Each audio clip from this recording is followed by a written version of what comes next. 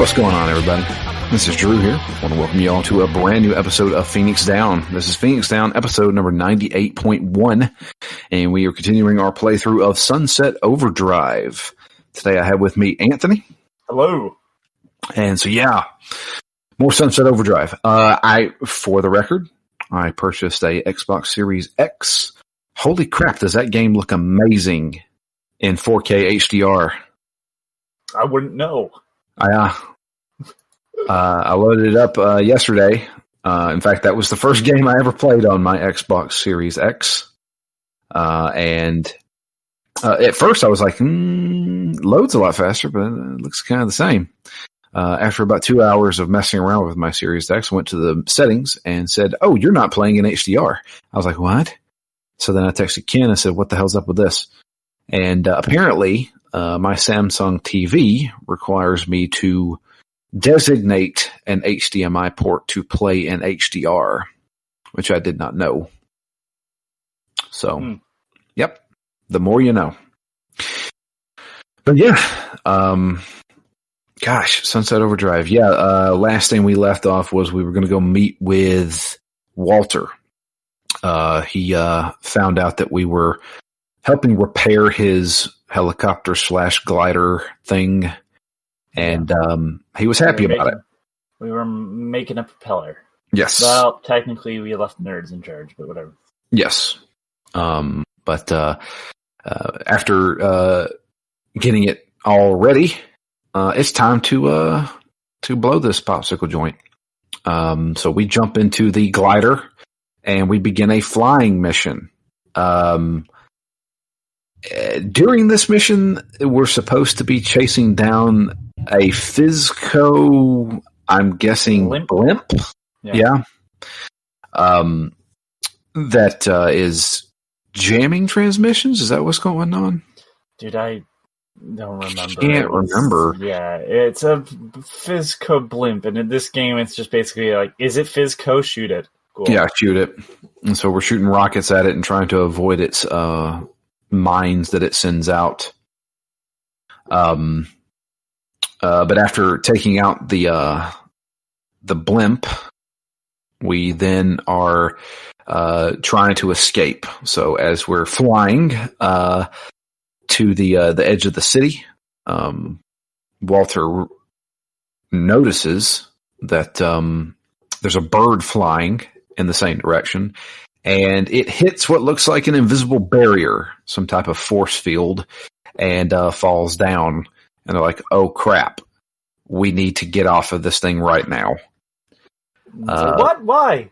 Yeah. And then boom, out the fucking plane, he pushes you. He pushes you out of the plane, and it crashes, and he is presumed dead.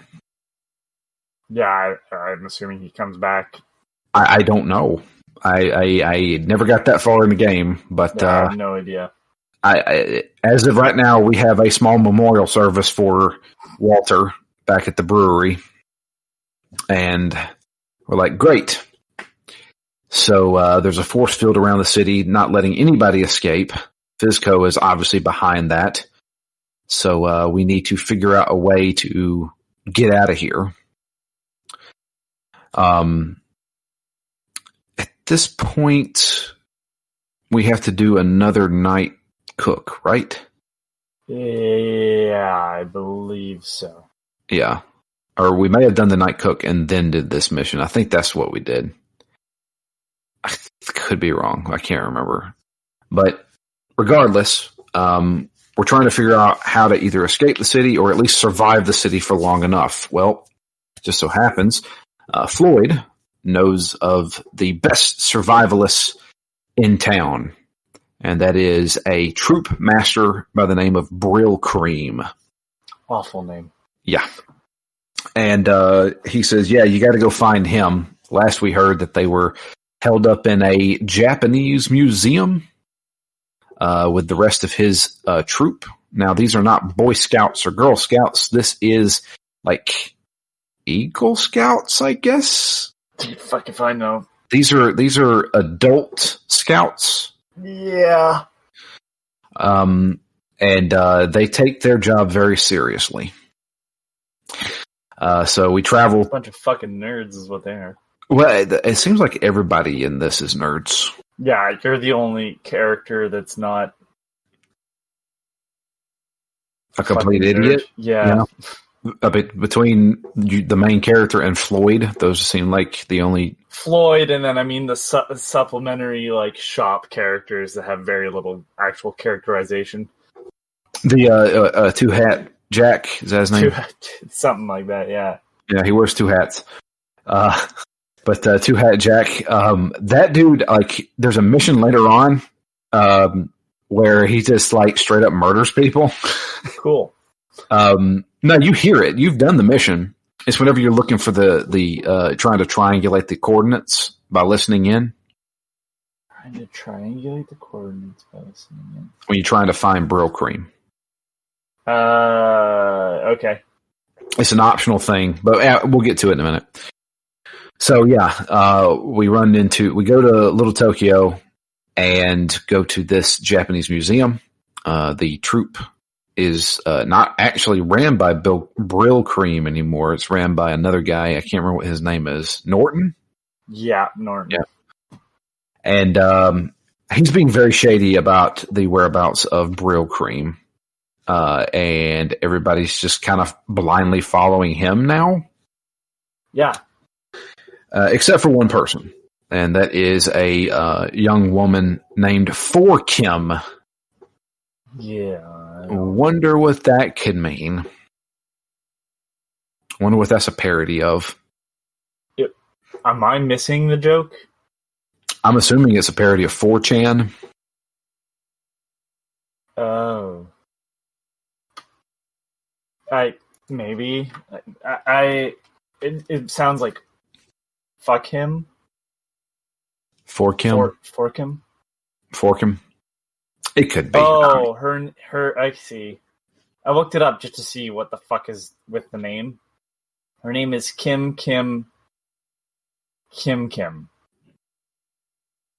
Seriously? It's Kim, as you'd expect spelled.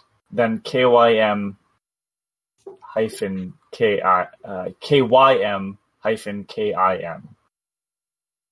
So it's for Kims. Yep. We got Mario, and then Luigi Mario.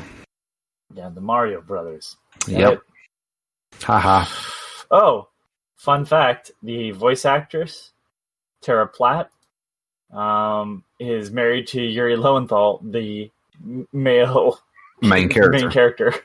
Okay. Well, there you go. It's just interesting seeing like how many of these actors I'm like, oh yeah, I know that one too. Just kind of humorous to me. I don't know. It's not like that funny, but it's kind of funny to me. I got a good amount of well-known voice actors in this. Like she's also in Spider-Man, the game. As who? Yuri Watanabe. Okay. Huh. Yeah. Who's like the detective or whatever. Sorry, captain. Police captain. Gotcha. So, as it was with the rich college students, we have to do missions for the troop. And our main objective is to try and find Brill Cream. They said he went off to get supplies and never returned. So I am really muddy on the first few missions for the troop.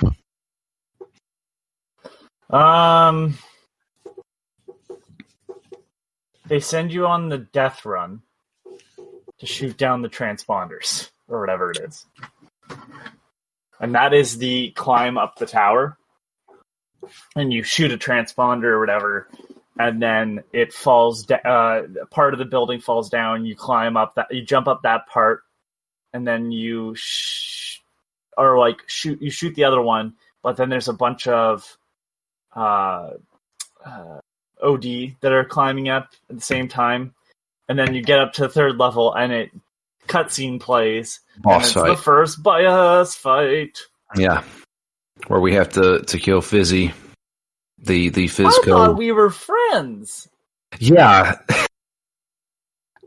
So I found he this. shoots lasers from his eyes. Yeah, and rockets and stuff. He has this really high pitched sounding voice, and it sounds really friendly. You should drink Overdrive or whatever it's called. Overcharge. Overcharge. Yeah. And then after that, he's like, after you start killing him, he starts like, now I'm really fucking pissed. It's just so ridiculous. Maybe you're an asshole in real life, or whatever it is. Yes. But yeah, this is our first boss fight where we are suspended in midair, kind of. We have to constantly grind And around bounce. these. Yeah, and then bounce on these, I guess, satellite dishes or something. I don't know what they are, but they send out a wave of electromagnetic pulses. I don't know. But, and it then makes Fizzy, the balloon itself, vulnerable. Then you can shoot it. Didn't find it too difficult. There were a couple of times where it would grinding and it would shoot those things that specifically attach to the thing that you're grinding to knock you off. Yeah. And then I'd fall and then I had to climb back up. I didn't have any issues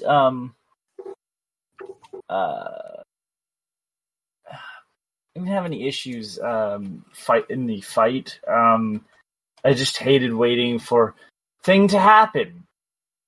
Like, cool, great.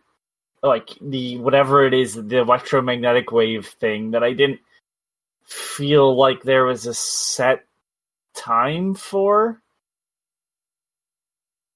Like I just felt like it happened after he shot some missiles. It was odd. Yeah, I kind of figured it was the bouncing on the satellite dishes that did it. Well, no, yes, but they have to be charged first. Oh. And that's why I'm like, I don't know what causes the charge in them. Yeah, that's what made it weird. Like, yeah, you have to bounce on them and then it stuns him. But they are not blue right away. He does a thing that turns them blue. And I was like, I think he just did it like after he'd shoot his eye lasers, but then I was like, is that the thing? Like, I don't fully understand, so yeah, whatever. It was an easy boss fight, really. Yeah, I didn't die at it or anything like that. But after beating him, that's when we try to triangulate the first thing we do is we get told like, oh, you survived? Huh. Yeah. And then they're like, okay, well, that's when we find out Kim has actually went to the rich kids. Yes. She has left the troop because she thinks that Brill Cream has been kidnapped. So she has intelligence saying that he's in this factory warehouse area. That's maybe where they're keeping him. So we have a mission where we have to go and find the warehouse, which of course stores Overcharge. Of course it does. Can And I say that this segment was dumb? You talking about with the wrecking ball? Yep. Yeah. Why do I need to do this first? I'm not going to be able to do this again. Great. I didn't want to do this in the fucking first place. So it would have been fine if it didn't last 3 solid minutes. But it lasts so long. It would have been fine if it was like a minute long, you killed a bunch of OD, and then... And the poppers, or whatever they're fucking called. Yeah. Because with a normal OD, drank the Overcharge, and then they transform into the exploding ones, and I'm like, alright, fuck this. Yeah. I did like crushing the big fuckers, though, with it. Yeah. That was because it was instant kill. Yeah. There's a lot of these missions where they throw like an instant kill ability at you for like a mission and just like throw everything at you. You start to see a pattern.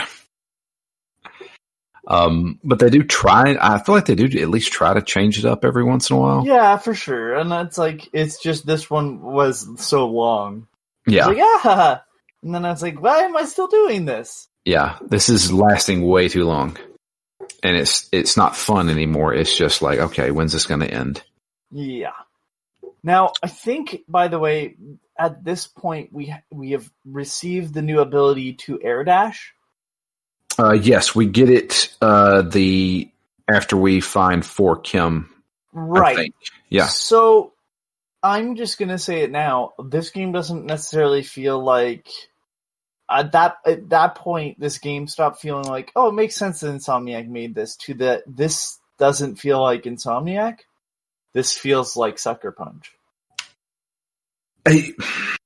Because that feels a lot like Infamous. Slightly, yeah. Like the air dash, the grinding on the rails. I'm like, this is legit like Infamous. But I'll tell you one thing: that air dash changed this game for me. Oh yeah, it breaks a lot of the game, I found. I can just chain grinds. I mean, you get to moving.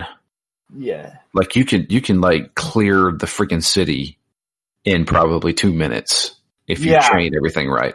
Well, I'll air dash and then land on the water, grind, jump, hit a boat, and then I'm over the whole like river or whatever that separates the two parts of the city. Yeah, that was it's a godsend. I love it. And I mean, another joke that made me go, haha. When you get the air dash and you do it correctly for the first time, your character says, "I didn't even have to check game facts." Yeah, there is another line. God. Where it's right after this, I think, because you have to save 4 Kim from the train. Was that before or after? I can't remember. It might have been before. I can't recall. Yeah, but there's she goes looking for Brill Cream and falls into a trap set by the scabs. Right. And you have to grind after a train. Yes. And shoot the parts off the train. I was really impressed with that mission. That was that mission and the mission with the boss fight.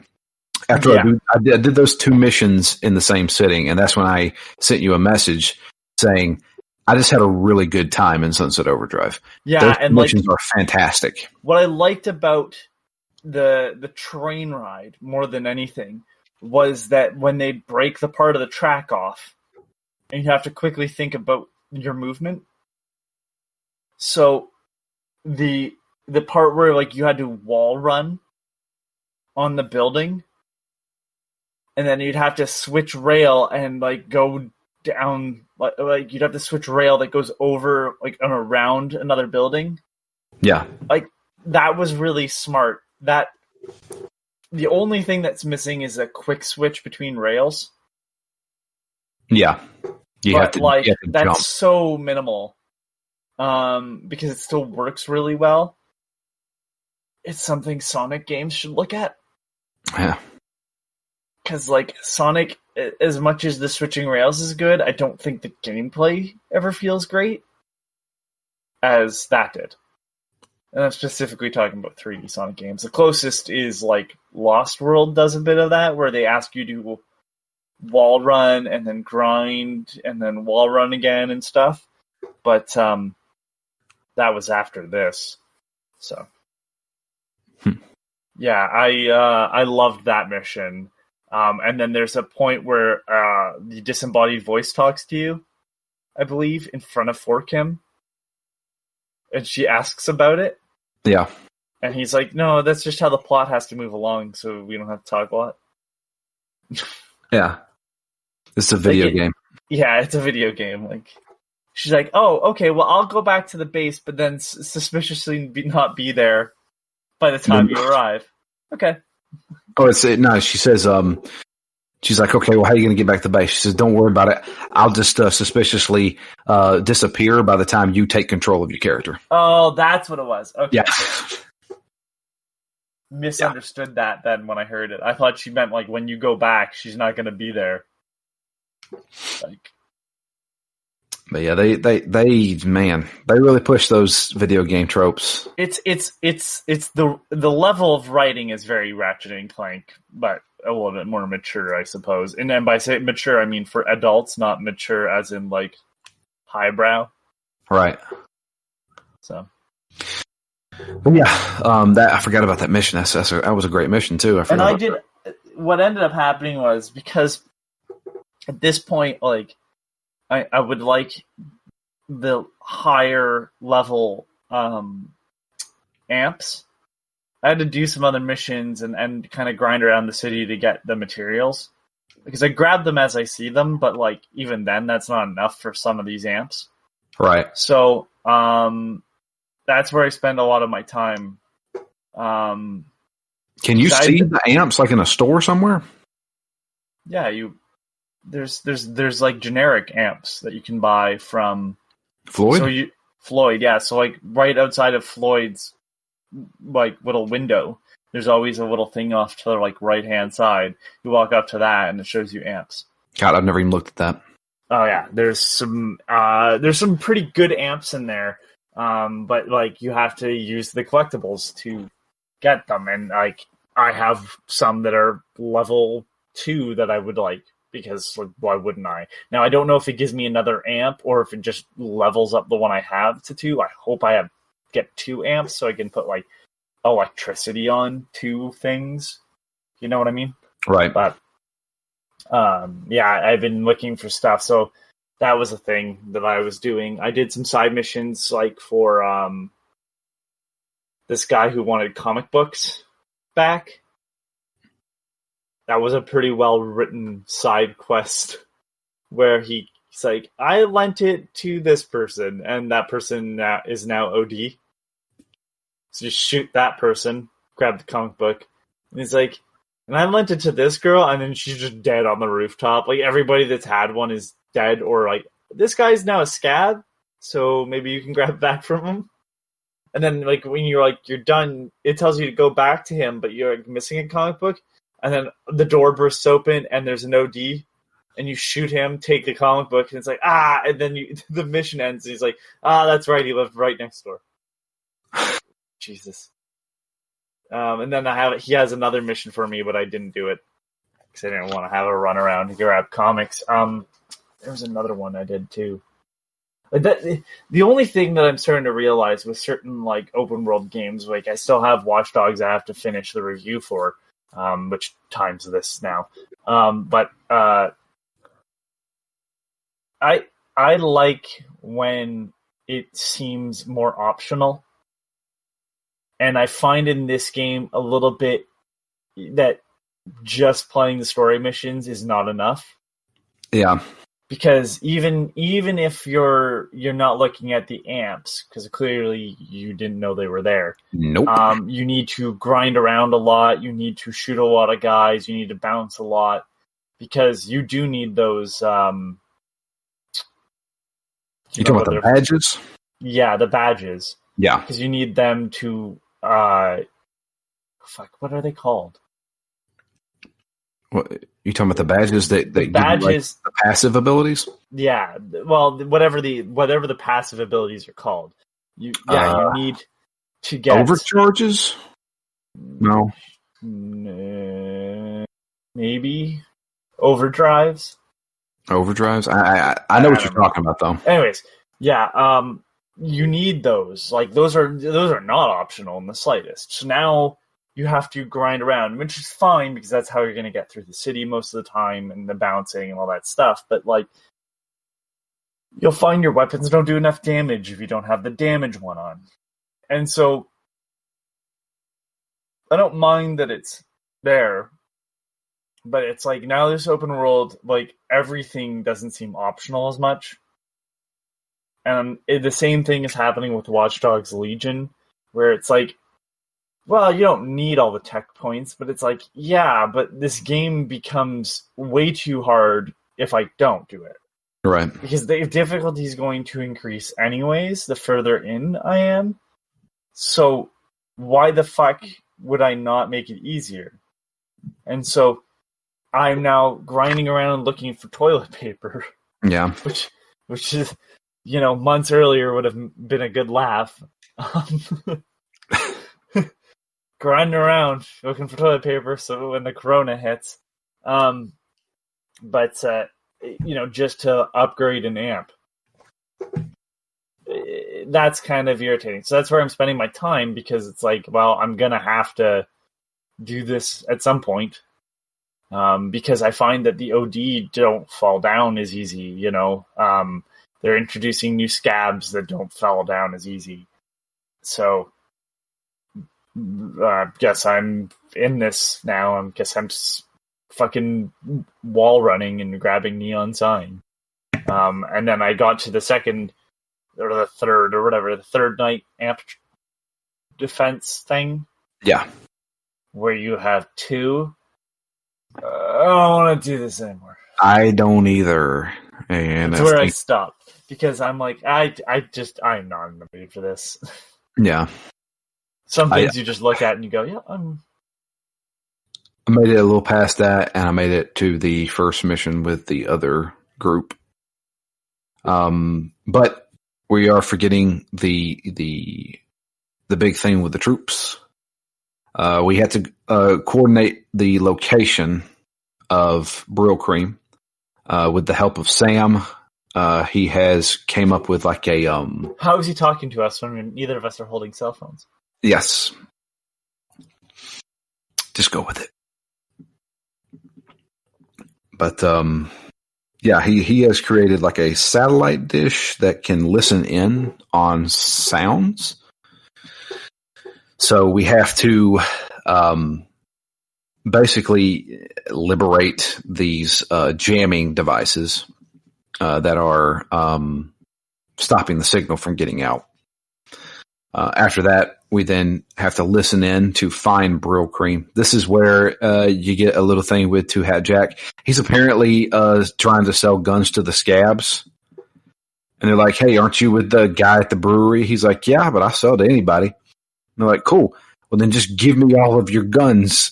And he's like, you're really going to rob a guy who sells guns? I swear I have not done this mission. It must be after the fucking tower defense, man. No, it is optional. It's while you're listening. It's while you're listening to find the signal. Oh, I need to do this. Because you can hear the scabs talking about stuff, and then you hear Two Hat, and he's like, "You're gonna rob a guy that sells guns," and he just shoots everybody. So I'm just gonna say it now. The scabs and Two Hat Jack. Do they not seem like Borderlands characters? They do. Yeah. They do. Like, the scabs remind me too much of the Psychos. No, they're not the Psychos. They're the Marauders or whatever. Marauders. Yeah. Yeah. And then, like, Two Hat Jack literally sounds like the name of a character in Borderlands. You'd be like, yeah, that's a weapons dealer. You'd be like, yeah, that's about right. When they introduce him, it just says Two Hat Jack. He wears two hats. Yeah, that's another thing, too. They do the Tarantino-esque stop and show the name. Yep. But, yeah. So we triangulate the coordinates. We find out where Brill Cream is. He is in the back of a van being held hostage by the scabs. And so we have to go rescue him, kill a whole bunch of scabs. The scabs then light the van on fire. So we're like, okay, well, we got to find something to put out this fire with. So we throw Fizco Overdrive at it. Overcharge. There's so many overs in this game. Yep. Overwatch. Yeah. And then that attracts a whole bunch of OD, to which Brill Cream's like, you're not really throwing overcharge at the truck, are you? And they're like, no. And then the van starts rolling, and we have to chase after it. I thought that was actually a pretty neat mission. But we finally get to him. We kill all the OD around him, kill all the scabs, and we open the van, and there's Brill Cream. And he is a quad amputee. Oh my god. Oh, no, he's not. Oh, you haven't made it this far yet? No. Oh, I need to stop talking then. Oh my god. He is a torso and a head. No. Is he gonna name Brill Cream because he looks like a tube? I don't know. He's just got the head and the body. What the fuck is wrong? He looks like he's very like chiseled. He has like a very chiseled jawline. Like he looks like he would be like a superhero. Yeah, if only. And nobody. We mentioned it one time. It's we have to carry him back to the troop. We I think while we are carrying him, he's like, "Here, I'll help you fight." And he's like, "How? You don't have any trigger fingers." But I found it actually endearing that the city's best survivalist is a quad amputee. Well, hold on. I had to look it up now. Yeah, he's discovered in the garbage truck. Yep. After nearly burning to death, the truck falls off the trucks, keeping it still, and goes on a brief runaway chase before coming to a halt. It is discovered that he has become a quadruple amputee as a result of devouring his own limbs for sustenance. Okay, I did not hear that. They did have him locked up for like 8 weeks, I think. So he ate his own limbs. Yes. Holy shit. I missed that completely. But, yeah. Well, I guess I feel like I should stop then because I thought you. I apologize. I literally was like, well, we were. My logic was, well, we're behind last week because we hadn't talked about the horrible plane minigame. So I think I'll be fine if I stop at the 2 fucking that piece of shit. God, stop putting tower defense in games that just don't do tower defense anymore. They're gonna make you do another one. Of course they fucking are. It's not fun. No, it's not. It's like, it was fine the first 2 times, and I was like, I can do like a third one of these at this location. And it's like, no, what if we did 2 at a different location? I'm like, I don't know this area. No. Yeah.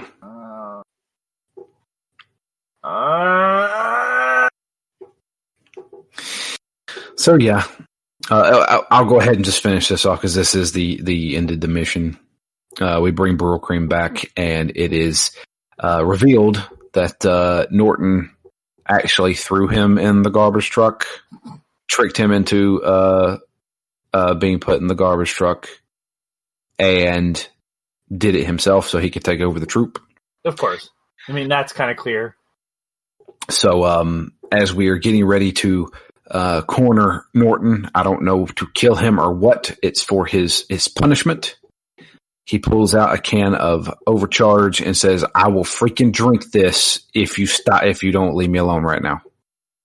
And he chugs it and turns into an OD. And it's not just any OD. He turns into a flying dragon OD. And that's when the next mission begins. And that is a boss fight that I will save for the next recording. Alrighty. Because I thought this was really cool. So you're in for another cool mission. Other than the stupid tower defense, most of the missions aren't bad. No, no. I mean, some of them, like, yeah, they last a little bit too long. Like, there's a mission with the next group of guys, the LARPers. That is, like, the first mission you do is a little bit too long, and it's just long enough to be annoying. I'm like, come on, all right, let's finish this up. You know. Yeah. But they pepper it with a little bit of comedy, and I think it just it nudges it into the this is fun territory. So. We do have an email. I just, my battery is about to die, so let's just go ahead and read this out. This one comes in from Dustin. It's titled, "Where's my PlayStation 5?" He said, "What's up?" He says, "What's up?" Figured I would drop you guys a line since I'm waiting on my PS5 to be delivered. I didn't own Sunset Overdrive till it came to games with gold. I had a mild interest, but I was busy playing other games, so I never bothered to pick it up. I tried it out on gold and got through the first couple of missions and thought it was fine, but it didn't click with the combat. When I booted it up to play along with you guys, I wanted to start fresh, and it literally took me 20 minutes to figure out how to delete everything plus my cloud saves, just so I could start a new character. Talk about annoying as hell. I think we all had this issue. Yeah, I had to talk to you, Drew, because what the worst part is I thought I had figured it out, got it done. I was like, oh, I got to start a new character. And then it overwrote that new character to what a mess. Yeah. Yeah. You had to walk me through how to basically get back to fucking, yeah, this delete is the worst. This is everything. one of the worst experiences I've ever had trying to start a new game. Yeah, why is this that all they had to do was have an option in the main menu saying start a new game? See here, I don't have much to say about the story or anything, but I did laugh a few times, and after a while I got used to the combat, you would usually devolve into me grinding on the same power line back and forth until the area was cleared. To be honest with you, that's kind of how I play. The air dash does help. It helps with traversal, but also helps out with like just getting away from things. Like the poppers and stuff like that. The escorting the boat. Oh, this may be.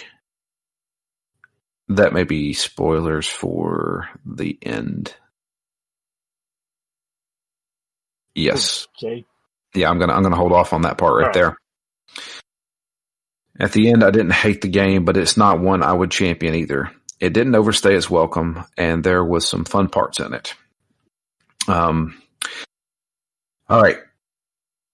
I don't have much to say, so I'm just going to talk shit about Tony. Now hold your breath. That guy thinks Final Fantasy VI is the best Final Fantasy, and he is completely right. So please explain to Drew that he is wrong about 4 being better and how they should play 6 for PD at some point.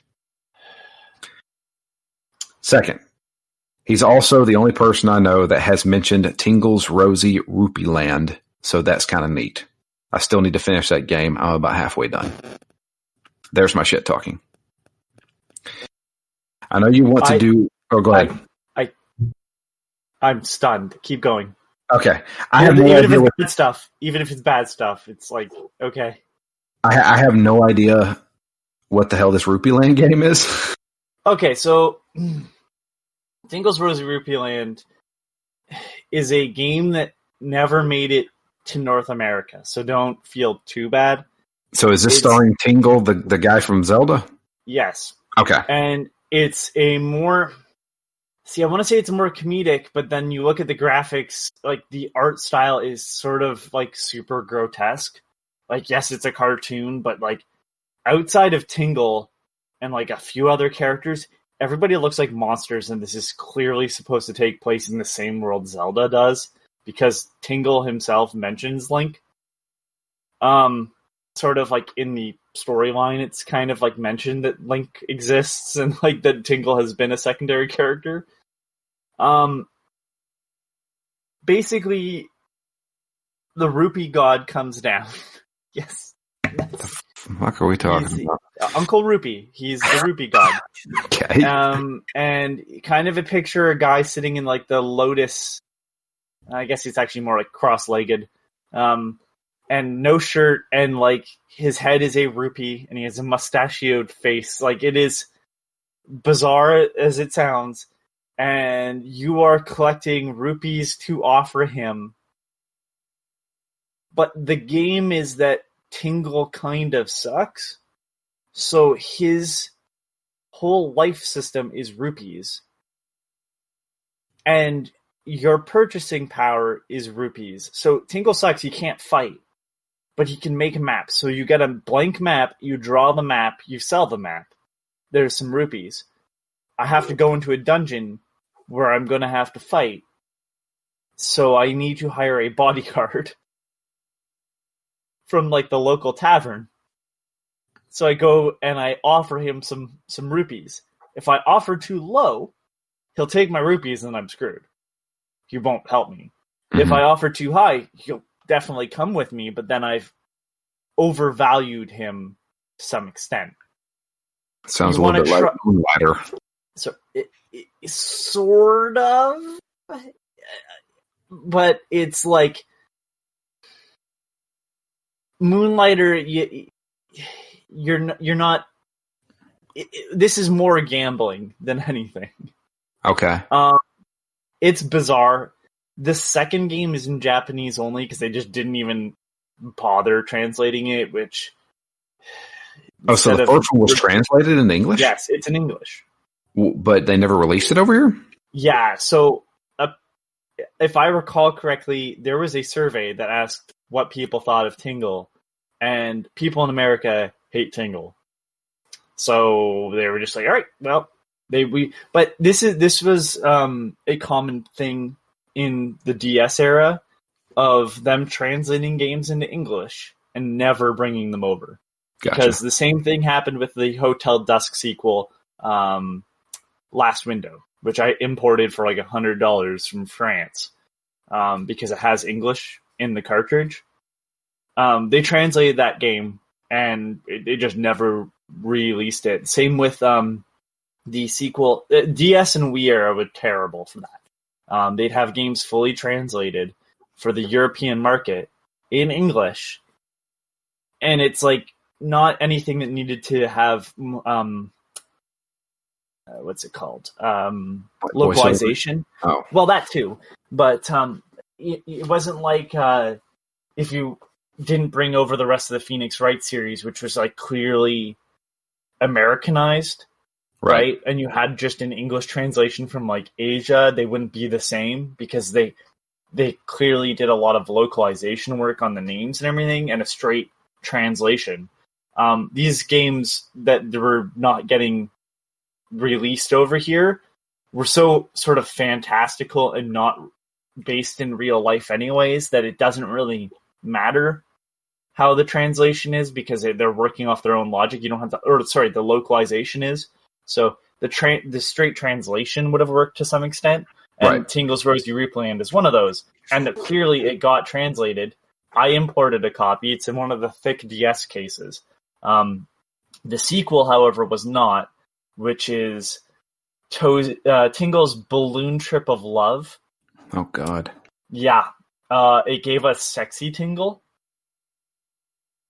which is the way Tingle presents himself inside the user manual. Oh, good. Which is this jacked dude that's wearing a Tingle costume. So he's got like a six-pack and he's surrounded by women. In the game, he looks the exact same as his first game's counterpart. And the idea, I think, in that is to collect women. I own it. I have not played it because it's in Japanese. I was about to say, how do you play it? I know that it makes references to Wizard of Oz. Like, you have a girl in the Tin Man costume and stuff. Yeah, there was actually a third Tingle game, which is just a version of like Balloon Fight with Tingle that was released as a Club Nintendo reward, and that's super rare. Yeah, and as for Final Fantasy VI, yeah, it's a far better game than 4. 4 is very good, but 6 is a complete story that you do not need. There's nothing to add to 6. like they can't even really go back and visit that well, other than just remaking the game, because in 4 you had the after years because you could.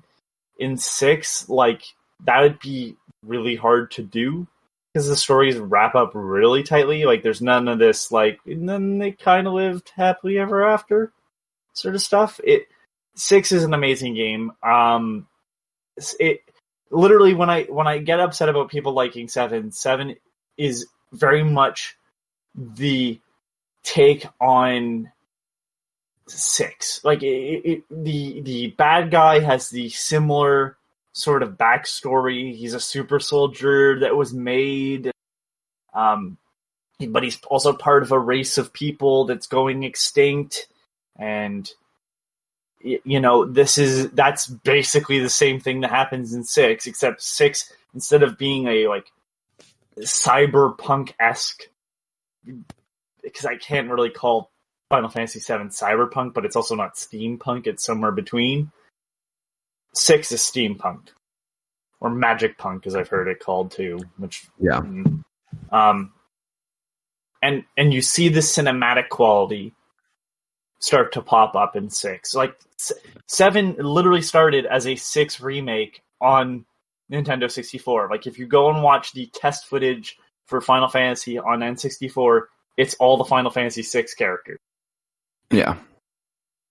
And I can't go into the story because of I don't want to ruin it. But I will say that like the reason why I liked Dragon Quest 11 as much as I did was because it seemed to take the proper cues from Final Fantasy 6, which is not what Final Fantasy 7 does. Final Fantasy 7 goes, it's the story beats that you want, and it's like, no, it's the moments that you are trying. Like, I don't need the characters to kind of be like the characters from 6, and that's what I found 7 was trying to do. Like, yeah, some characters had to be combined in certain ways because there's far less party members than like 6. I think has the largest party roster of any Final Fantasy game. Yeah. And it makes sense because the final battle is amazing, and utilizes that. But like the beats are what I want, like the emotional moments. And I'm not saying Final Fantasy VII doesn't have its own, but I just don't think it ever reaches that level. And 4 is very good, but I don't think it has that same emotional impact. Like it's a very well written story, but that doesn't make it. It doesn't make it like I don't cry for those characters. Like I don't feel anything for those characters other than like this is a very good fantasy story. Well, Final Fantasy IV is a redemption story. Final Fantasy VI is a end of the world story. But that's the thing though. Final Fantasy VI is more than just an end of the world story, because there are those like every character. There's 2 characters in that game that just don't really have a backstory, and they're the optional characters. Everybody else, it dives into who they are in such a way that I'm just like to say that there's a redemption story in the end of the world story, and it's just as in depth as 4. I mean, I've played them both. I mean, I know what happens in both, so I don't think Matt has played those games. Well, keep it to myself. Just I That's know fine. I fucked up with spoilers before. I will tell you now. Like, if you like Final Fantasy VII and you're kind of disappointed that they never really kind of did that again, I know 8 was a try at that, but it really didn't do it. It took it in the wrong direction. Play Final Fantasy VI. Yes, it doesn't look, like Final Fantasy VII in the slightest, but you'll see a lot of what you love in it. And I'm not saying Final Fantasy VII is a bad game. I'm not saying Final Fantasy IV is a bad game. They're both great. It's just I love Final Fantasy VI on a level that I cannot say I love any other RPG. 2. Like, nothing else. And I loved Final Fantasy 15. I know a lot of people hate that game. I know a lot of people have issues with that game. But, like, if you were to ask me, like, which one would I say from Fire? Buy 15. Goodbye. So, and there's no bad way to play 6 either. The PS1 version is the worst. Loading times, the cinematics don't really add anything. Game Boy Advance has a new translation, but this NES version's just fine. That's how we had to play it. The 4, 6, 7, I think, are the ones you should play, and 9 if you really like the old style stuff. But I went off on a tangent there. There was more to it. Okay. So, says here, I know you want to do the year of Yakuza next year, but instead of doing all 8, how about we break them up over the years? Maybe start with 0, then do a game, then Kiwami, then do a game, then Kiwami 2 for the next year's goal. Excuse me. And then try to do 3, 4, and 5 for 22 and finish with 6, 7, and 23. This will probably help a lot of the burnout of the series and will let us play other games like Lost Odyssey. Haha. I'm fine with Zelda being game 100. I might even try to track down Master Quest mode on GameCube so it's a new experience for me if I play along. During the discussion, I was annoyed Final Fantasy VI got shafted for 4 and was rooting for StarCraft to win, but it was a fun listen. I'm also fine if you happen to change it to Lost Odyssey 2, but I think all those games mentioned should be played soon. Well, I'm going to go check my tracking for the 1000th time. I'll see you in December for Dead Space. Thank you for that. Can I just say, even though Dustin was very nice to me there and we've had our disagreements in the past, that is horseshit that a lot of people are waiting. I don't know when he sent that email. It could have been today.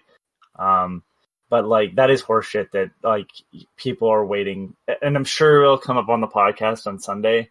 But it just, I have seen so many people. And it's not the mail service. It's, it's just, how do you fuck this up so bad?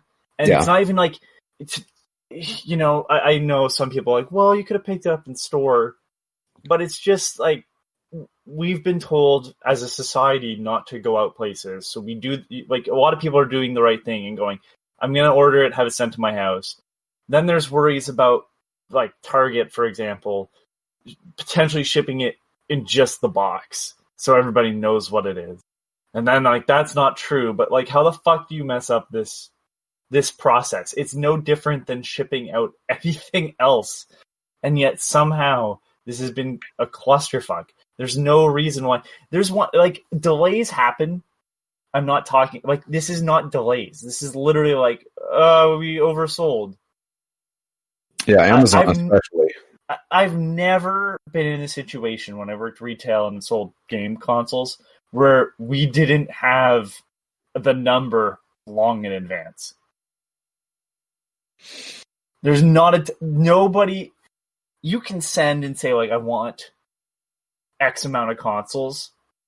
And if you base what you're selling off of that number, you're an idiot. And I think that's what happened here, because the reality is I realize I just say the reality is a lot. I want to punch myself in the teeth. But when you send off that number, that's not what you're getting back necessarily. So I would be how many consoles do we have? Because I've worked a couple of console launches. I worked the PS4 and Xbox One launch, which I know Ken says, oh, you couldn't buy either. I had those Xbox Ones sitting on the shelf for months, just almost the entire rest of my time there. Those consoles sat there, but the PlayStations were flying off the shelf. I worked the Wii U launch, I believe. That was... Actually, no, I wouldn't have, because we would have been closed at the time. But I think. But even then, shortly after launch, we knew how many consoles we had at all times. The PlayStation, we knew you were getting 8 at launch. I worked right after the Wii launch, so trust me, I knew the numbers when we were getting them in, because that was when Well, you couldn't get a Wii at launch, and then there was a brief period where you had no trouble getting a Wii, and then it exploded, and we could not keep Wii's on the shelf. So I knew the numbers on hand all the time because that's just how this works. Like, you don't guess. You know how much you have for the day of release. Same with sales. So say you have like the Xbox 360. I remember we had like it go on for 150 shortly after the E series, which is the newest version of it, the last version that they sold of the 360. We had a bunch of those go on sale at Target when I was here in Canada, and I don't remember the number anymore, but like it was in its 30s. It was like 36 or something. It came in two in a box, and we knew the exact number we had because if we got a call, we want to kind of have a general like, yeah, you should be fine, or you're gonna have to come in early. And like if you're doing shipping, that's even easier. Like you don't have to worry about just handling foot traffic because you're gonna get angry people regardless. If you have 4 or 36, no matter how quick they sell out, if they're not there when the person comes in, they get angry. This is like literally you can stop selling it when you are out of stock. And yet somehow they didn't ship them all the day of. Like you should have those already, first They off. do. They do. That's the thing. Well, then how the fuck are we this behind? I have no idea. I know. Because if it was Jay say he thinks it may show up Saturday. Jay has the scheduled delivery Tuesday the 17th by end of day. And they're shipping it from Minnesota when he could easily get it from Jersey, and it's like an hour's drive from him. Yeah. I don't know. Target really dropped the ball. Amazon definitely dropped the ball. Amazon promised people pre-orders, and then 2 days before it's supposed to launch say, yeah, we're going to get them to you sometime in December. I hope Dustin gets his. I hope, at this point, I hope Jay gets his on that. Hopefully before, but if not, like that date, because holy shit, they've strung him along. It's just, this has been a clusterfuck. Yes, it has. Like I thought the launch numbers for the PS4 were kind of shit because like I'm working in a big box store and we got like below 10.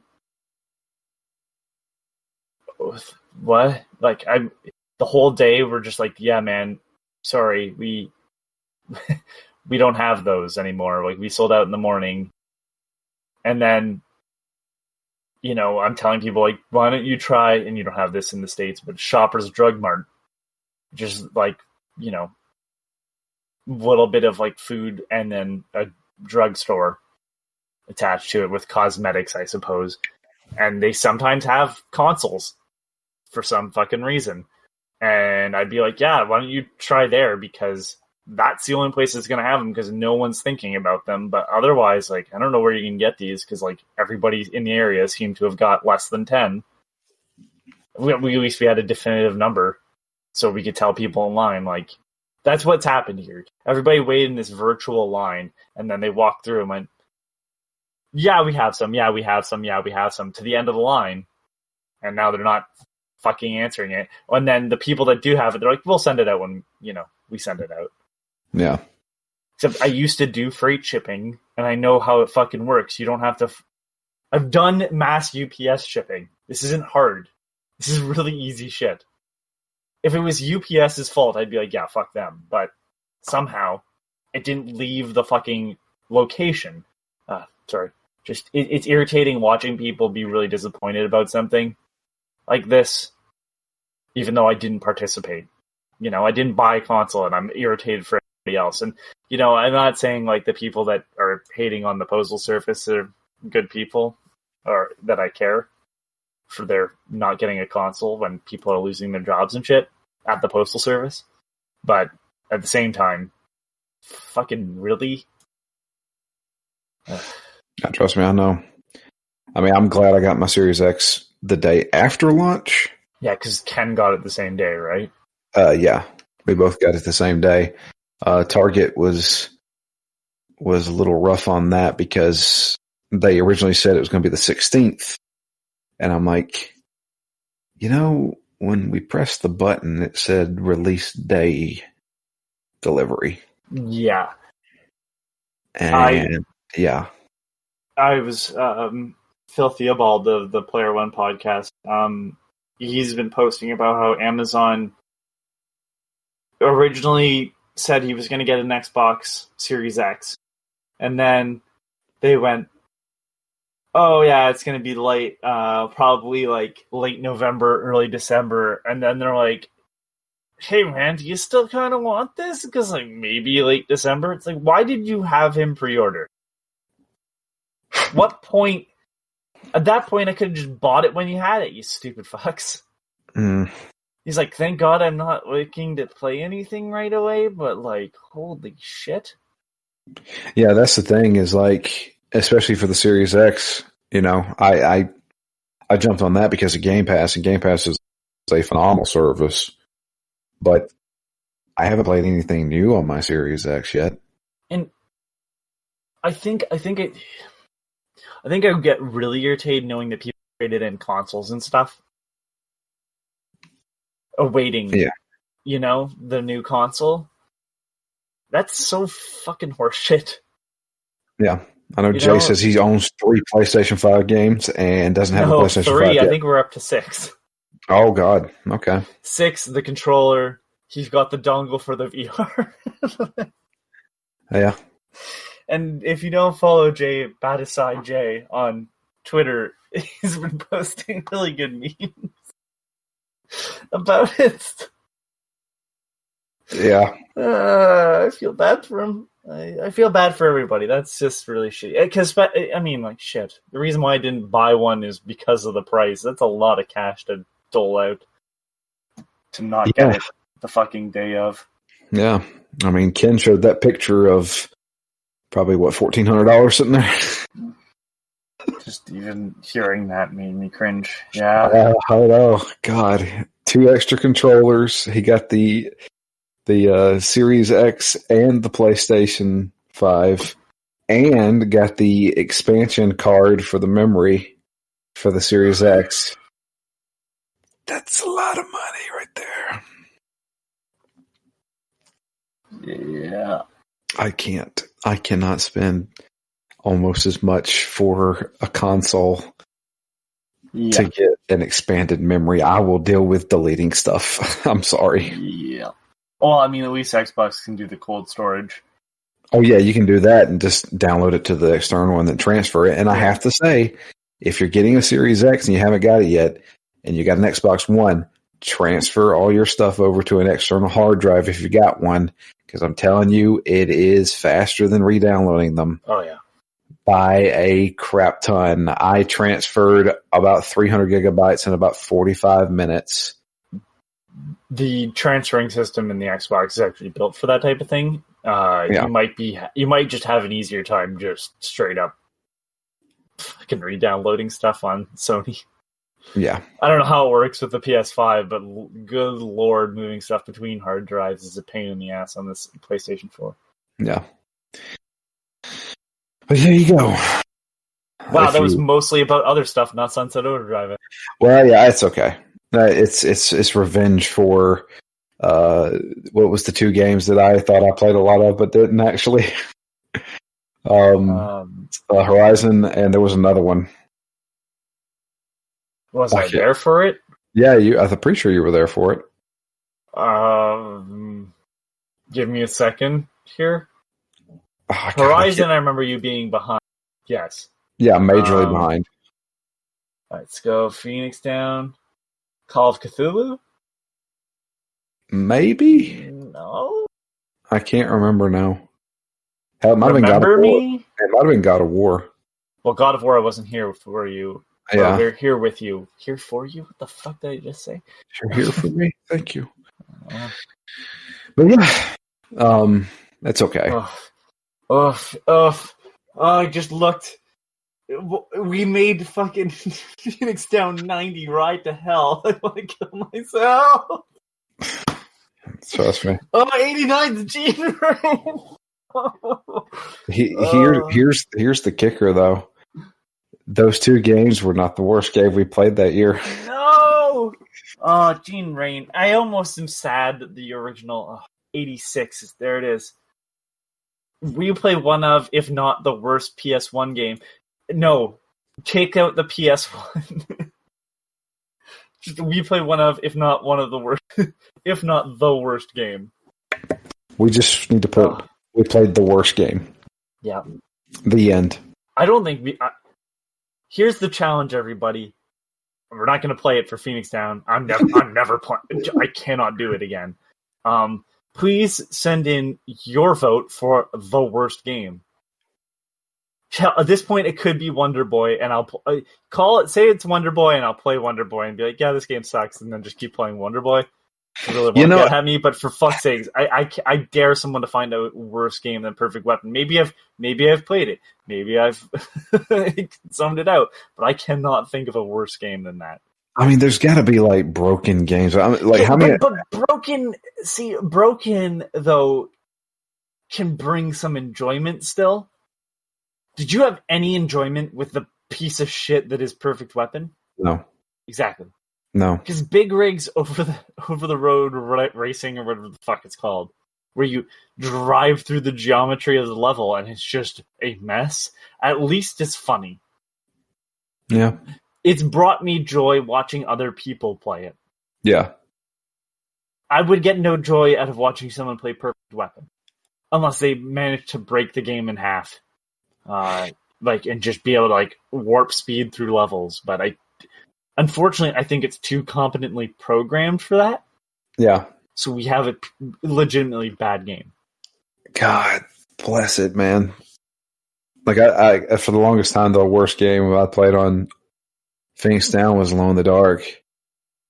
That makes a masterpiece. Yeah, I was gonna say, Alone in the Dark is one of the best games ever made when put next to Perfect Weapon.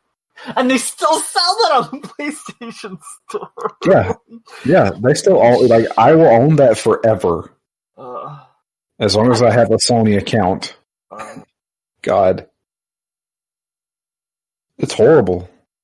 I put 45 minutes in that game and said I never couldn't get past the first stage. No.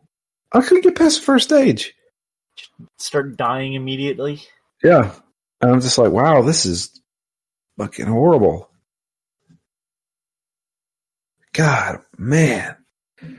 I couldn't believe it. We had that realization, I think it was after Perfect Weapon. Playing Ride to Hell, going, yeah, this plays better than that. Yeah. We had that realization. That's one of the worst games ever made, apparently. Yeah. God. Hey, the intro song is good. I mean, it's an actual song. But I had enjoyment out of Ride to Hell, mainly because of just how incompetent it was and the fully clothed sex scenes. But God, about the fully clothed sex scenes. It was horrible. Yeah, I'm looking at a list of worst games ever, and or a list of video games with notable negative reception. WWE 2K20, Fallout 76. These are just recent ones, of course. No Man's Sky, Umbrella Corps, Pro Skater 5, Alone in the Dark Illumination, Sonic Boom, Ride to Hell, Aliens Colonial Marines. Yeah, this is still all way back. Rogue Warrior, which we didn't play, but hey, the ending, which after 3 hours of play, I think, the ending gives you Mickey Rourke rapping. Yeah. Apparently, you can just run through that game. Yeah, I'm pretty sure Ken told me that. Yeah, you can just run through that game in about 2 hours and not even shoot anybody. Yeah, I'm gonna say right now, don't trust any worst games list. I'm looking at a Guardian one, and it's fuck. Do you want cookies? Yes. All right, so fuck off. My thing is that most of these lists are going to have games that you've at least heard of. I had never heard of Perfect Weapon until Matt Quinn said the words. Yeah, like, oh, Bubsy 3D is bad, thanks. It's bad because it's like we had not... It's bad in hindsight. I'm not saying it was great at the time, but like... Yeah. You know what else is bad in hindsight? Blasto. But it was really good whenever I was, 12. Haze is on this list. No. No, Haze is not a bad game. No, it's not. Haze is a very mediocre game. Agreed. They They also have Knack on here, because get it? Knack. It's a yeah. But here's a game that I've never heard of. Limbo of the Lost. Limbo of the Lost? Oh, I do know this game. This is the one that stole assets from Oblivion. Oh. Oh, yeah, I'll talk to you about this after. But Okay. Plumbers Don't Wear Ties, heard of it. See, Resident Evil 6, Really? it's not a bad game. It's not the best Resident Evil game. Shaq Fu, yeah, I got it. Sonic 06. Squidge for the ZX Spectrum. Clearly this is in the European list. I've heard the Star Trek game from 2013 wasn't terrible. Get it? Superman 64. Universal Theme Park Adventures. Yeah, I've heard that's not great, but it's like it. Oh, and I forgot. I had it up. Fizzy apparently, hardcore gamer in 2014, nominated Fizzy for the best new character, but he lost to a character from Danganronpa. Oh, Monokuma? Correct. Yep. Dude, Monokuma is awesome. I need to play those games still. I know. You need to play them. Write in and tell me time. God, it's so good. And I was looking at just kind of like random accounts, random stuff. Here's a weird one. Fizzy has his own account on Twitter. He used to advertise Overcharge courses. He ended in 2018, which is weird because that's still 4 years after the game came out. Yeah, I was about to say, is that Sunset TV even working? I never even clicked on it. No, it's been done for a while. I think it just plays a generic video now. It's 2018 for when the PC version came out. That makes sense, at least. Okay, yeah. At E3 2014, a giant Fizzy balloon hung from the ceiling. Guests were allowed to talk to Fizzy via microphone. Stationed on the floor below, the idea was to have patrons assume that all of his responses were pre-recorded. However, the voice actor was churning out answers on the spot. That's actually pretty good. Fizzy held a contest on Twitter where 10 Sunset Overdrive Xbox One bundles were given away. Fans were tasked with making it appear that Fizzy was floating in the Macy's Thanksgiving Day Parade, the story being that he was snubbed by Macy's by printing out an image of Fizzy and taping it to their TVs or otherwise making it appear as if you were actually in the parade. Due to legal reasons, only American contestants were eligible, and any logos that were not part of Xbox or Sunset Overdrive had to be blocked out. Holy shit. Wow. Yeah. And then at one point, Insomniac sold t-shirts with his logo. It's just... It's weird that this character was like a thing, and now it's just dead. Yeah, I feel like nobody talks about this game. And I don't think Dustin's wrong. No, I'm being nice. But he's correct. Like, this game is good, but I also didn't buy it at full price. I think that would have changed my opinion on it slightly. Not that it's a bad game. I just think I would have been like, I wish this game was a little bit less. Yeah. I mean, I feel like it's fully loaded. It is, but I don't compare this to another. Maybe at the time it would have been. Well, no, because even at that point, Grand Theft Auto 5 existed. And I know it wasn't backwards compatible, and we wouldn't see it on next-gen consoles, I think, for another year. But, like, in the world of full-price video games, I think this game is pretty small. It's got a lot of stuff in it, but it's very small for. I think this game is maybe being sold wrong. There's the way to put it. This is not a very good open world game. This is a very good action game that just happens to have an open world. Yeah. It's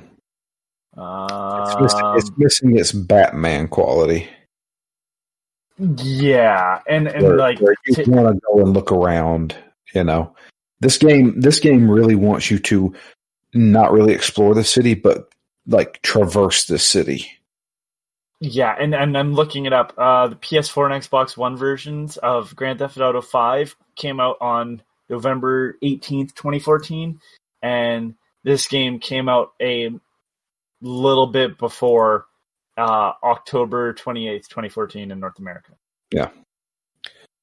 That's a very short time to have between you and your game. And I should remind everyone, punch myself in the teeth again. The Watch Dogs game, like Watch Dogs was supposed to be out by that point and didn't come out right away. It actually backed off of. Sorry, I think it was the original Grand Theft Auto 5 release. It was supposed to be out, and they backed off because of Grand Theft Auto 5's world being as big and impactful as it was.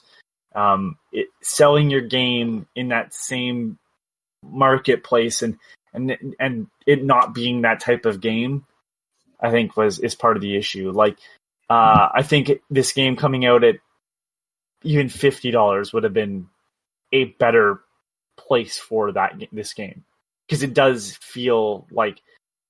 Do any of the shops have any real character? Like the world doesn't have character outside of Fizco. I don't know. That's how I feel. And you're right. You fly through it so quickly that you would never see most of it, anyways. Yeah, you don't stop and look around because the game wants you to constantly move. Yeah. Yeah, so it's a weird one. It's definitely one of those is like one and done kind of thing. Like if you took this concept and made it Ratchet and Clank in like, if anybody remembers like the Metropolis level from the first game, to have a big section of Metropolis look like this, I'd be in. But it feels like there should be more going into this, and it's like I've seen the whole map. That's kind of weird. Yeah. So early on, maybe, that I could see the whole map. And yeah, I get it. You get a double jump and you get the dash jump and stuff. But like, really, the fact that I can traverse the map once you can cross water, the whole map's open. Yep. You're not wrong. I'm not hating on this game, but I would not be like, this is a game everyone should play. It's funny. It plays really well so far. Like, I haven't had any real big issues with it other than, like, again, just I don't like tower defense stuff. Yeah. But, that's kind of it. But I don't also think this game I would go like, yeah, this is a game everyone should play. It's like, hey, do you like action games that are kind of silly? Then this is probably for you. But like, if you're looking for an open world game, like even Mad Max that came out the year after, I think, in 2015. Okay. Like that's a better open world game. There's stuff to see in it. You never played the Mad Max game? Mm-mm. Okay, next time it's on sale for like $5, buy it, because it's the only. Again, another game that I would not say was worth full price. I got what I wanted out of that game, but I would not say it's worth full price for most people. But it is got Batman-like combat. Except that you get in a car, which you have to fill with gas because that is part of the Mad Max lore. And you're traversing what is clearly an ocean bed in your car. And there's car combat. So you're driving around and fighting other cars. You get to a location, get out, and you're fighting guys in hand-to-hand combat. And you are collecting like scrap metal and stuff for these small little villages that you enter, and earning new car parts and customizing and racing, and there's a lot to do in that game. But what I think really brings that game together is when you are somewhere and you realize, oh, this is a giant ship that sank, and stuff like that. Like there's neat things like that to see in the world, and plus all the little like collectibles that you find, the relics that Max comments on and expands the lore. But like that's a game where I'm like, you get to explore the world. If I told you it's an open world game, you will get to explore that world in detail. And it does the little, here's everything on the map when you unlock certain things. But yeah, that's a really good game. You should play it. If you like car combat stuff, if you hate car combat, you're gonna hate Mad Max. Yeah, I think I don't like car combat. Okay. I could be wrong. I guess you're popping, you're pulling pieces off the car so you can pull the driver out so the car crashes by itself. You're souping up your car with spikes so when you run into the other guy, you cause a lot of damage. There's so many little pieces. Depending on the car you're driving, some of them can like fire like barrels of explosives. I'm assuming it's supposed to be oil or gasoline, but it doesn't blow up like that. But you can blow up their gas tank and just ruin a car on the spot. You're trying to avoid sandstorms they'll roll in, but then if you stay in the sandstorm, you get more material by pulling crates in that are blowing through the sandstorm. Interesting. The game, again, something not worth full price, but if you see it for $5, it is absolutely worth your time. Okay. Especially when the combat is literally the Batman combat. Like, gotcha. Okay, I'll definitely keep it in mind.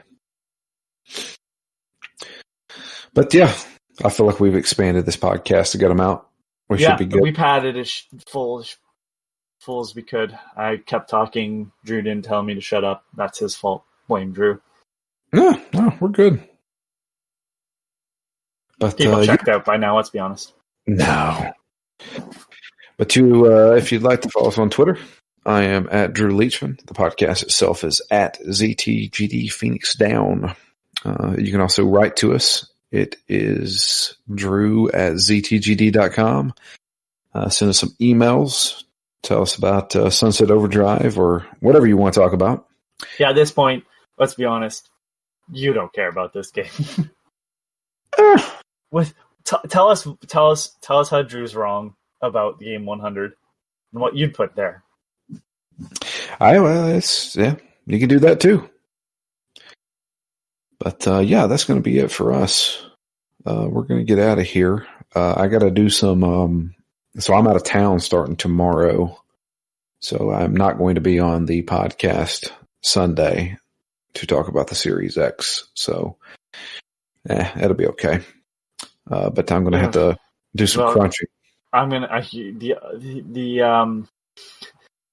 be on the podcast. I'm not going to say much because no one gives a shit what I've been playing. Well, I'm sure there's plenty out there.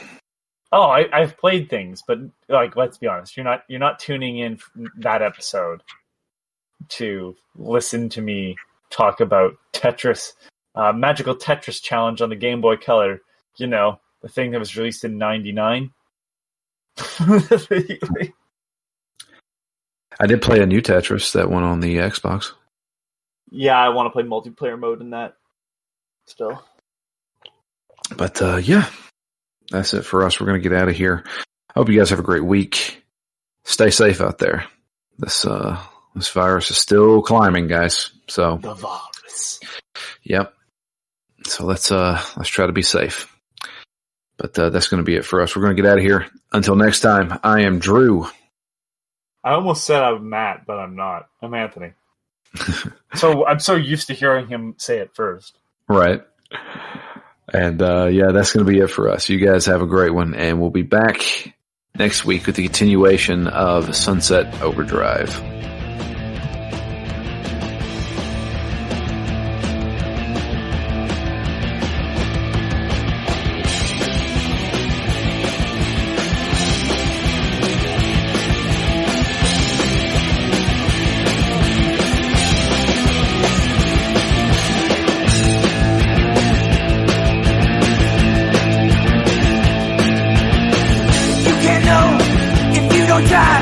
You act so calm with your alibi. Well, I see you coming.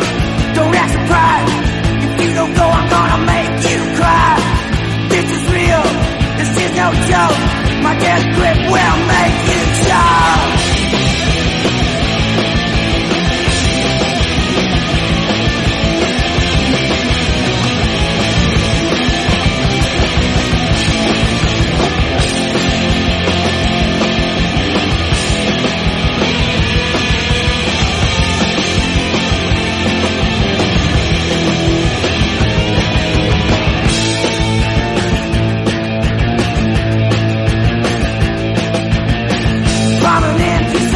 Prominent, well, I saved your life, but you squandered it, so beware, yeah, beware. We're all under the bad control. There's no escaping the fiscal boss. Your mind is empty and you are lost.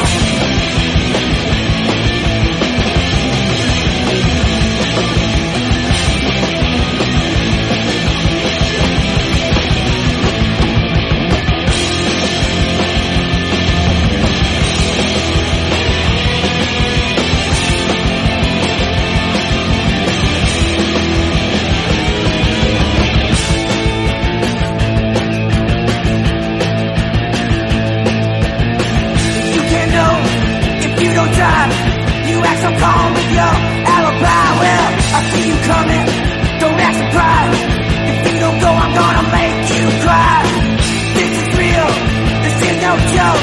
My death